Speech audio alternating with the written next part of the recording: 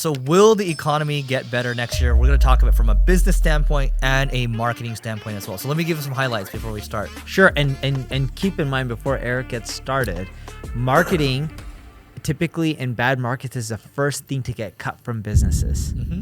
And it typically is also the first thing that gets added when things start looking really good. So small business, SMB bankruptcies are at an all-time high since I believe 2000 or 2001. And that's a lot. I mean, that's 22, 23 years or so. So that's one negative signal. The second one is a lot of people aren't trying to change jobs right now. So on the... No one's quitting. Yeah. Nobody wants to quit right now, right? Everyone wants security. And 2 years ago, everyone wanted to quit. yeah. Everyone want to quit. You get 2x your salary. You get the craziest benefits in the world. And now it's like, oh, as long as I have a job, I'm happy, right? Let me see if there's another headline. Oh, here's another headline. Did you watch, you know who Howard Marks is from Oak Tree? Yeah. Okay. So He's a really rich billionaire. Yeah. Well, okay, yes. He's a really rich billionaire, but he was one of the guys that specialized in buying distressed debt.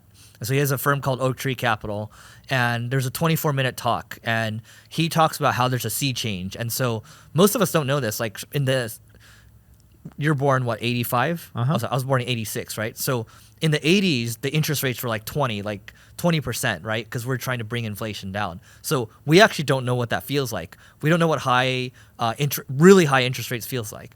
What I'm trying to get at here is that we've lived in an environment of really low interest rates for a long time. And people using high debt. Yep. 50 years ago, people weren't printing money and using debt like they are right now. Point is, when you have really low interest rates, it creates bad behaviors, right? You're trying to stimulate. We've been stimulating for too long. And so what Howard Marks has said is look, people that have been searching for, people used to just invest in equities, which are stocks, right? He's like, you can now find equity-like returns, which is like 7 to 8% a year in the S&P 500. Dude, you get 5% just keeping your money in a savings account at a bank now. So his argument now is with fixed income assets, or credit instruments, like buying someone's debt or like lending out money or whatever it is, like you can get 11% in some crazy cases. And so what he's saying is there's a sea change now, and he's only seen three in his life. This will be the third sea change where interest rates will go back up, and we're going to see different types of investing mentalities or styles. What were the other two sea changes? I don't know. I don't think we're... Yeah, I don't know. Here, you talk while I find it. Yeah. All right. So Eric and I aren't economists, and we're not trying to give you advice on what you should do, just to make that clear. But we own a marketing agency. We have a lot of friends who own marketing agencies as well. So we see a lot of data and trends on ad spending and what people are doing and companies are doing. Right now, we're seeing a lot of companies pull back. 4 or 5 months ago, we started seeing more companies talk about doing more with their marketing. Almost all of us agency owners did not see the pull through in which those companies acted on what they wanted to do. More so, they were just interested. So we were seeing pipeline building in which companies were interested in spending more on marketing, but we didn't actually see the conversion of those companies wanting to spend more. Just because they say it, you have to actually see if they're going to spend more, and that didn't happen. We're still seeing a massive slowdown. We're not seeing companies all rush back to spend more on marketing, and we don't really, the recovery takes a while. It's not like just that happens overnight.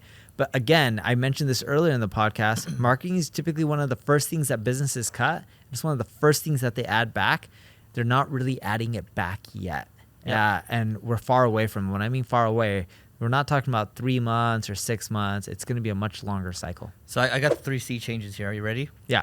So number 1, the transition from the Nifty 50 era to the Great Moderation. Do you even know what the Nifty 50 is? I do exactly, not. Right? So it's kind of like, right now we have the Magnificent 7. You know what that is, right?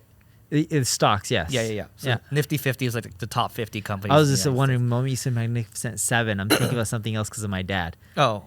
Magnificent whatever, or 6. Okay, so in the early 1970s, and by the way, again, as Neil said, we're not... And by the way, the Magnificent 7 has been pulling up the market quite a bit. They've been doing exceptionally well. They are the market. Yeah.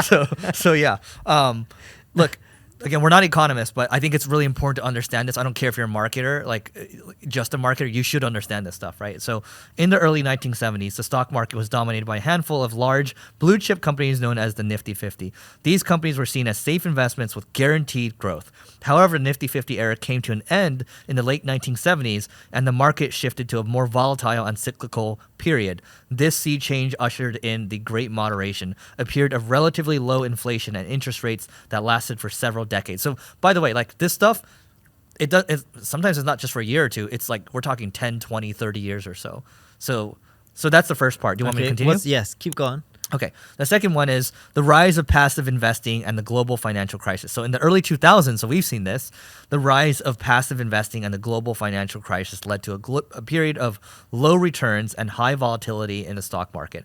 Passive investing, such as index funds, became increasingly popular as investors sought a way to track the market without having to pick individual stocks. However, the global financial crisis of 2008 showed that even passive investors could suffer significant losses.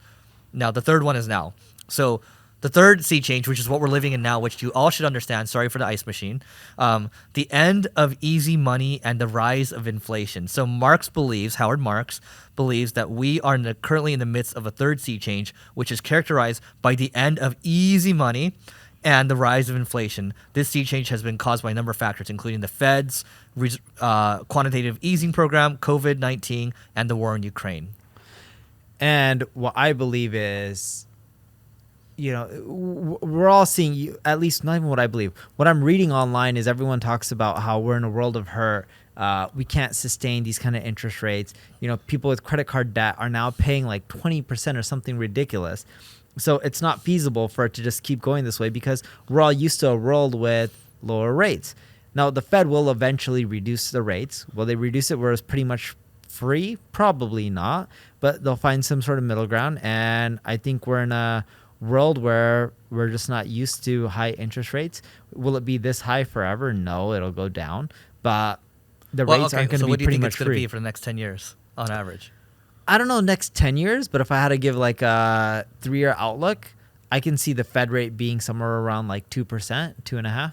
Okay. I think it's going to be a little higher. I think we'll probably meet in the middle. You say 2%, I'd say like 4% or something like that. So well, right now they're at 5 and change. Yeah. So I think they'll start bringing it down once they get inflation. Because you have to remember, if you're borrowing money, let's say you're at 3% plus SOFR. Well, you have to explain what SOFR is. SOFR is like it's a new version of like it's like the Fed rate. I don't know what SOFR stands for, but it's very similar to the Fed rate. So whatever the market rate is, add in whatever your lending rate is. So typically when you get a loan, they'll take like the Fed rate, but they don't use the Fed rate. They use SOFR. It's a version, whatever is close to the rates that are out there, and they'll say whatever you can negotiate with the bank, 3% plus SOFR or 2% plus SOFR or 4%.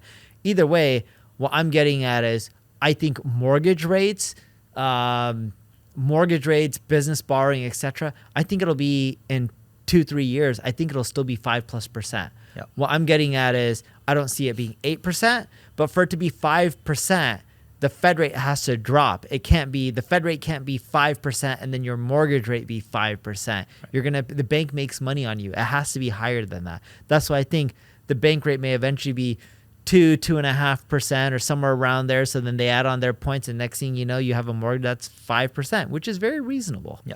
Look, and by the way, like 5% has been standard from the past. We've just been used to this 0%. And it's important for, like, again, if you're like 20 years old or so, like you're just getting started in your career, like what does all this interest rate have to, like interest rates run the world, right? It determines how people spend. It determines how people borrow. It is everything. And it will affect your marketing budget at the end of the day. And so go ahead. But I see, because of the environment that we're in, and again, I'm not an economist. I don't know that much about interest rates or any of this kind of crap. I just watch TV and I read, and by no means Neil am I just expert. has CNBC on all the time. But what I do know for certain is this is one of the worst times to sell a company. The multiples are low because people borrow money when money costs more money, or when money's more expensive. I know.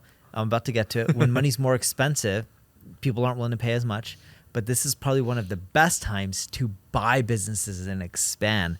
And we have a whole M&A team that just goes and tries to find businesses. But like, I'm trying to tell my guys right now, I'm like, how do we buy $10 million of EBITDA and ideally 12 months?